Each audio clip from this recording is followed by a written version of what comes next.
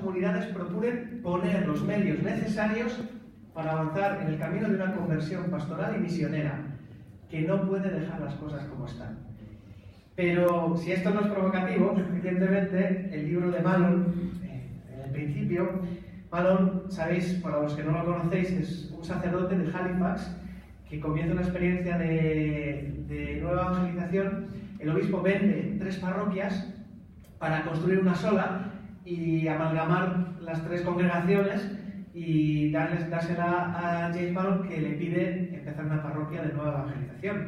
Y es un camino que ya ha intentado, ha estado en varias parroquias, que en cierta medida ha fracasado, pero que esta vez pues parece que le toma el pulso a la cosa y escribe este libro, Una renovación divina, que está siendo un superventas mundial.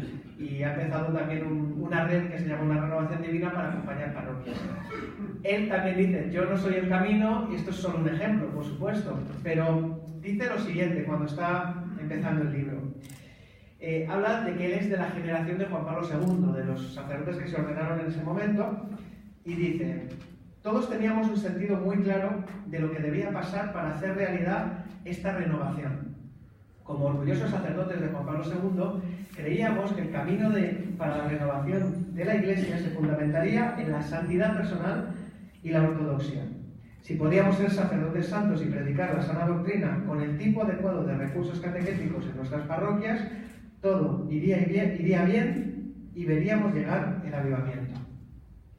Él habla de cómo, pues, en su generación, muchos de los sacerdotes, de sus compañeros, nacen de una experiencia de conversión, tienen un gran celo, llegan al seminario, salen con esta convicción, diciendo, pues con ortodoxia y santidad llegaremos a donde sea, con los medios catequéticos que tenemos, y cuando llegan a la parroquia se la pegan. Y no se la pegan porque el problema sea la ortodoxia y la santidad. Yo creo que la ortodoxia y la santidad es el presupuesto, o sea, de ahí partimos, no es que la quiera hacer de menos, malo, al revés. Pero la solución no simplemente estaba en ser santos y en seguir muy fielmente lo que dice la Iglesia, que es lo que hay que hacer. Había algo más. Él va desentrañando un poco el tema y llega a problemas metodológicos, la inadecuación de nuestra estructura. Entonces, no sé si es suficientemente provocador, ¿no? Pepe le decía, mete caña, pero es una reflexión para empezar, ¿no? El Papa Francisco nos pide no dejar las cosas como están, y para eso hay que poner medios. Y lo primero es reafirmar la parroquia. Cuando el Papa Francisco dice, la parroquia no es una estructura caduca, precisamente porque tiene una gran plasticidad, puede tomar formas muy diversas que requieren la docilidad y la creatividad misionera del pastor y de la comunidad. Aunque ciertamente no es la única institución evangelizadora, si es capaz de reformarse y adaptarse continuamente, seguirá siendo la misma Iglesia que vive entre las casas de sus hijos y de sus hijas. Me encanta esto porque es una declaración programática. La parroquia no se ha acabado, la parroquia es plástica, elástica, es capaz de adaptarse, pero si es capaz de configurarse, será. Si lo entendemos así en su contrario, si no es capaz de adaptarse, no será. Lo estamos viendo, es una realidad. En cuántos lugares, en cuántas diócesis, la experiencia es la de una iglesia en declive, donde caen los números, caen las personas, tenemos el cansancio, tenemos el dolor. Mahlon habla mucho del dolor, ¿no? Ese dolor que siente el sacerdote, ese dolor del pueblo cristiano, ¿no? Que ve que la sociedad se descristianiza. Tenemos quizás el desfase cultural del que habla el obispo Dominique Rey, obispo de Fréjus-Toulon, muy conocido, partícipe del sínodo de nueva evangelización, y vemos la esterilidad en la que muchas veces trabajamos. Esta expresión no es mía, es una expresión de los lineamenta del sínodo para la nueva evangelización. Y hay una perplejidad. ¿Cómo puede ser? ¿Cómo puede ser estéril lo que siempre ha funcionado? ¿Cómo puede ser que los jóvenes no vengan? Me han preguntado ahora, ¿no?, para entrevistarme.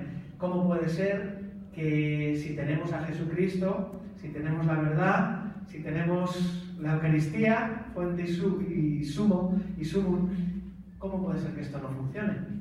¿Estaremos haciéndolo mal? ¿Habremos estado perdiendo el tiempo?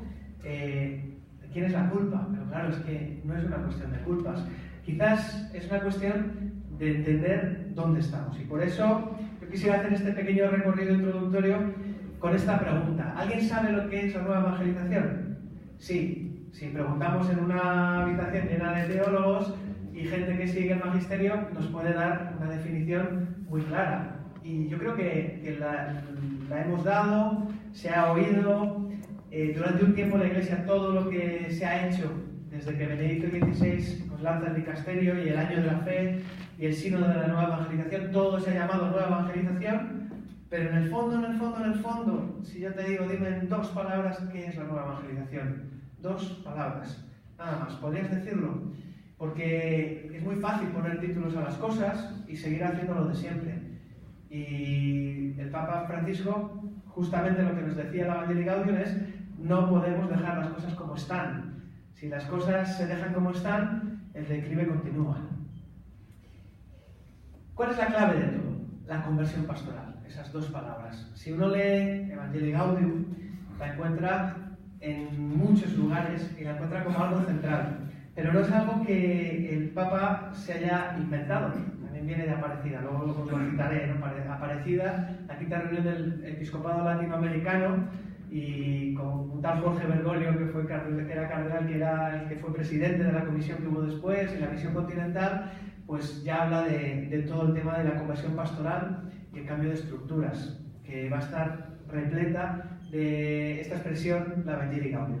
El caso es, para visualizar esto, que yo voy a empezar también por una estadística bastante sorprendente, que siempre uso últimamente. Es una estadística de Gallup, que hace encuestas sociológicas en Estados Unidos, acerca de la afiliación religiosa de las personas de Estados Unidos.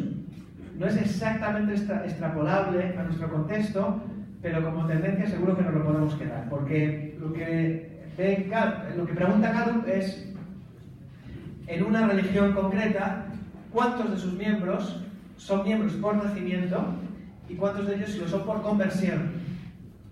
Por ejemplo, ¿no? Nosotros en España, lo normal es ser católico. ¿Por qué? Porque has nacido en España, en un país católico, porque tu familia era católica, por nacimiento, ¿no? En Estados Unidos, esta institución pues ve estas cifras. Un 11% de católicos son conversos al catolicismo, lo cual arroja un 89% que son católicos por nacimiento.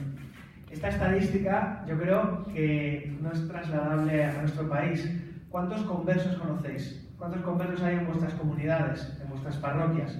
Si fuera un 11%, estaríamos mucho más arriba de lo que se dice aquí. Yo imagino que en Estados Unidos una cosa que ocurre es que, como hay muchas denominaciones o confesiones cristianas, es muy normal también que la gente se tenga que hacer católico para casarse, o quizás gente de otras culturas, otras religiones que también hagan eso. Eso puede subir un poco la estadística. Pero el converso ese de persona que ha recibido el anuncio del Evangelio es algo extraño en nuestra iglesia.